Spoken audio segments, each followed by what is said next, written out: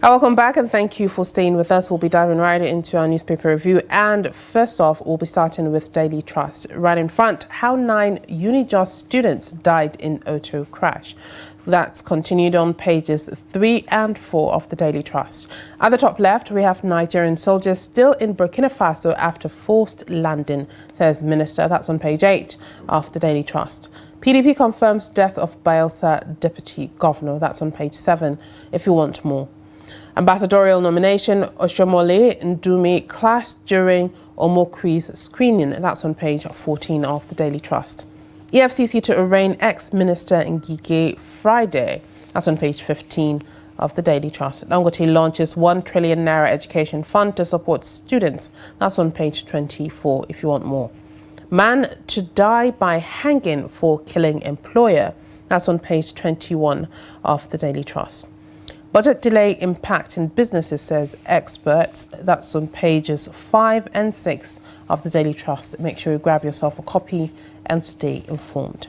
And in The Punch, insecurity, FG approves 94,000 new enlistments. This is right in page 2 of The Punch. EFCC arraigns ex-Labour Minister Ngige today. That's on page 28. LP rules out automatic ticket for Obi. This is right on page 7. Oshomole Ndumi lock horns over Omikri nominations. This is right on page 28. Local refining boom slashes petrol imports by 6 trillion naira. This is right on page 19.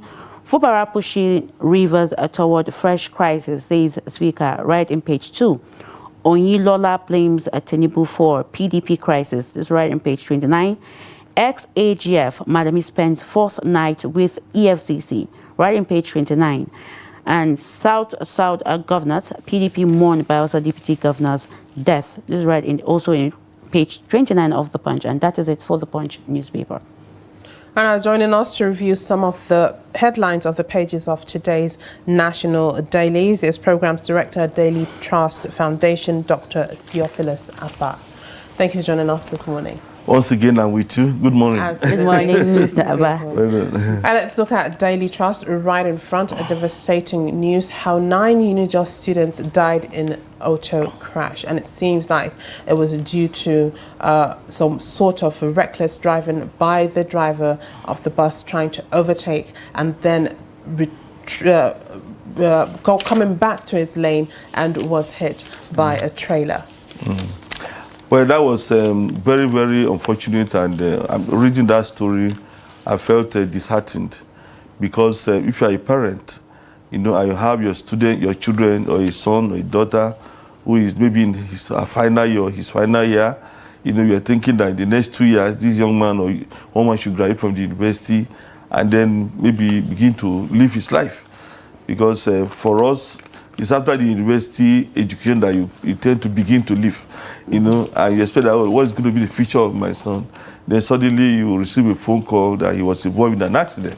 You know, it's very, very unfortunate, and I can imagine families who are distressed now, you know, they're crying, weeping, you know, wondering what it was that happened to their children. So I would say to those families, our sympathies, because it's not something that should happen to anybody. You know, losing a young man, a young woman, you know, in an accident of that nature. And unfortunately, that accident can actually be fatal, because I remember in 2007, I was involved in an accident that was similar to that. You know, I was going to Kano in the public transport. I took off from Jabi here, and after Kaduna, the driver was on very high speed. You know, and we say this speed was too much, and he wanted to overtake a vehicle. As he attempted to overtake, he saw a trailer which was not moving at a high speed. He just rammed into that trailer. Oh, and I can imagine what happened. You know, the people in the front street, including the driver, they were seriously wounded. My cloth was, you know, splashed with blood. Oh. You know, so that kind of, when I read the story and I saw the nature of the accident, I know that, look, that accident can be very, very fatal, because you see, when you ram into a trailer is very solid. If it was another vehicle, maybe some damages here and there. But then if you ram into a trailer, because of the kind of steel that was used to build a trailer, the impact will be really, really heavy. Fatal. You know, and I can imagine, I mean, how this young man couldn't survive. It was quite unfortunate. You know, because or if you read the Federal Road Safety Corps reports, it's called that some of those roads are actually prone to accidents. You know, because drivers can be reckless. What I think the road safety were talking about reckless driving, overtaking, and things like that. And to me, I wouldn't want to be blaming the authorities all the time. But if there were proper lighting on that highway, if, for instance, there was, you know, electricity that would brighten, street lights, yes. Yeah, street light, you know, that would brighten the road, the highway. You know, there was time I traveled to one Asian country, you know, Taiwan. And in the night, you see, it was as bright as daylight. You would think that you don't need your headlights to even drive. You think that you don't even need, because you can really see far. You think understand? This is possible in Nigeria? It is possible. It is possible. Because if, you know... even the capital city do not have street lights. Yeah, the does not have. The issue that if you look at the budget of some of these, the contracts awarded, you know, for some of these projects, it's clear that these elements are there, but they were never executed. You know, they were never executed. For instance, the road between Abuja and Lokoja, you know, it was supposed to have been done all this while. But then one of the items on that road is that if you construct this road from Abuja to Lokoja, there will be, street light. You understand? There will be a kind of a light that will brighten the road from Abuja to Lokoja. So if you drive in the night, you shouldn't have any problem. But even now, the road is not done. And then not to talk about electricity on that road. So if we brighten our route, it will reduce this kind of accident. Because if the driver, you know, in attempt to overtake, notice that a vehicle is coming or there's a vehicle ahead of me, you know, you will not overtake. So you have to put human life, you know, over and above, you know, financial considerations. Because most of the problems we are having in Nigeria is because people are using every avenue to look for money, to get money, you know. If you go to almost every challenge you have in Nigeria today, because some people want to make money. Everything's about money. But I think human life, you know, is more important than money. And we have to consider human life. Quite unfortunate that this happened. And we are hoping that, you know, anybody driving on that highway next time, you know, you don't make that mistake, you know. All right. The Minister of Foreign Affairs, Yusuf Tuggar, has confirmed that Nigerian soldiers aboard a military aircraft that made a forced landing in Burkina Faso are still in the West African country. What's your take on this, Headman? Well, it's a running story since the intervention in the coup in Benin Republic and all this and last week. Now, something something struck me when I noticed that Burkina Faso detained Nigerian soldiers. Sincerely, if you go to the Foreign Affairs Ministry and you look at the Nigerian budget, you discover that over the years, Nigeria has supported Burkina Faso. Over the years, either you provided them some electricity or some pay soldiers, or pay some civil servants, or financial support or health support.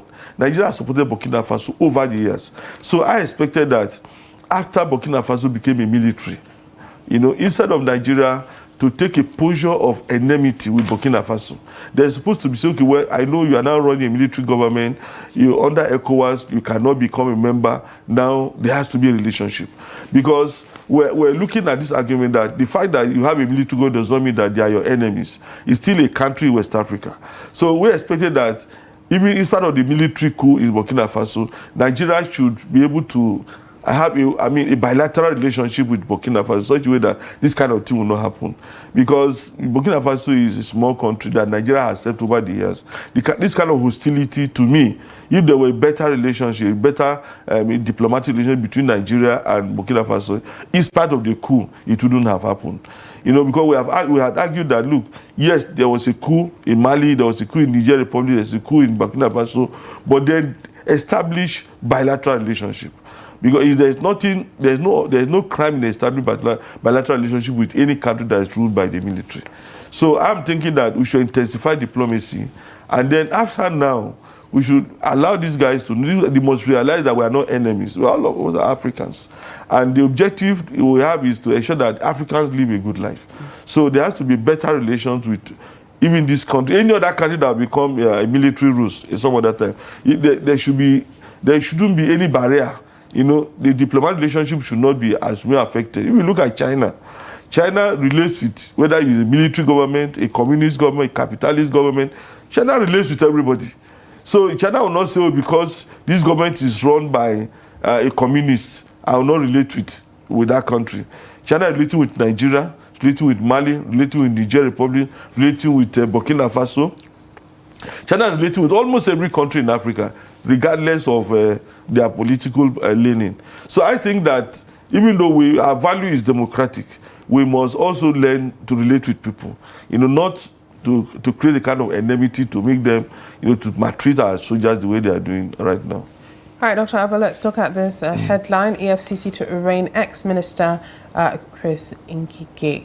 Now, looking at it, the anti-graft agency alleged that Ngige used his position as a former minister to confer undue advantage by awarding different contracts to his associates and different companies believed to be owned by him. What is your take on this so far with the arraignment by EFCC, the arrest by EFCC that's going on, and with this particular story? Okay, I think it's quite difficult because I did expect Ngige. Ngige is a learned, I think he's a medical doctor, very learned.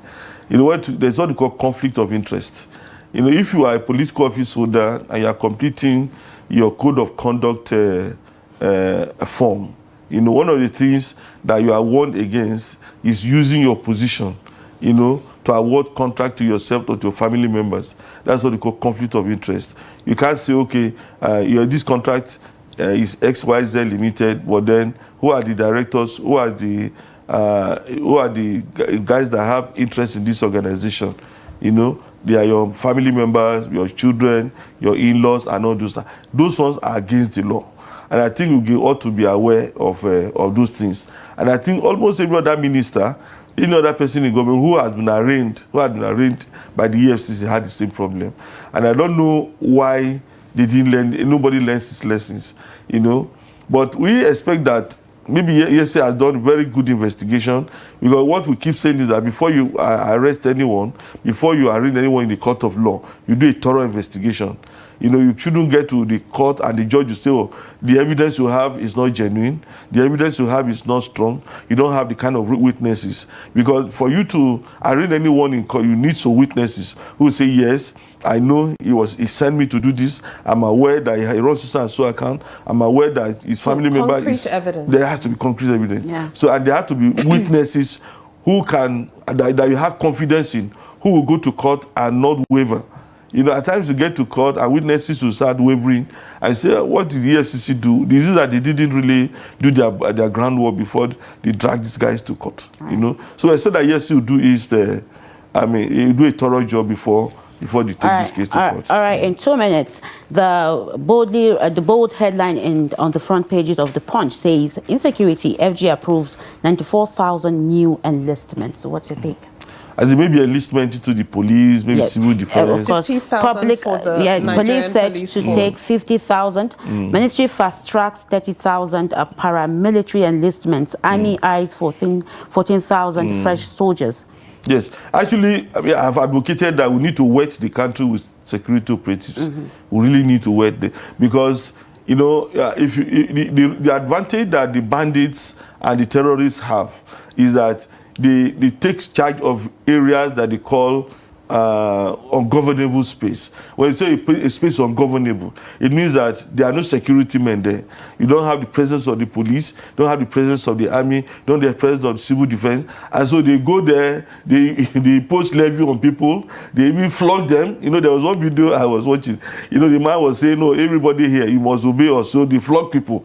If you listen to maybe radio, they'll flog you. And you can imagine. So, you see, it's because there are no security men. I tell you that the presence of one policeman who is well equipped can deter 100 persons from committing a crime. One policeman who is well equipped with weapons to be able to resist any violence, it can deter 100 persons. So, but when you have, hundreds and hundreds of hectares of land, you have miles and miles of space, no security man, nobody.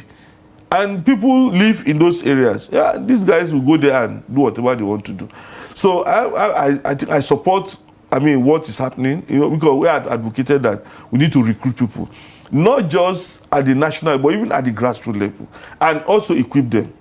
You know, or some people have argued against state police, but I am in support of state police, so that in local communities we have policemen who are well trained.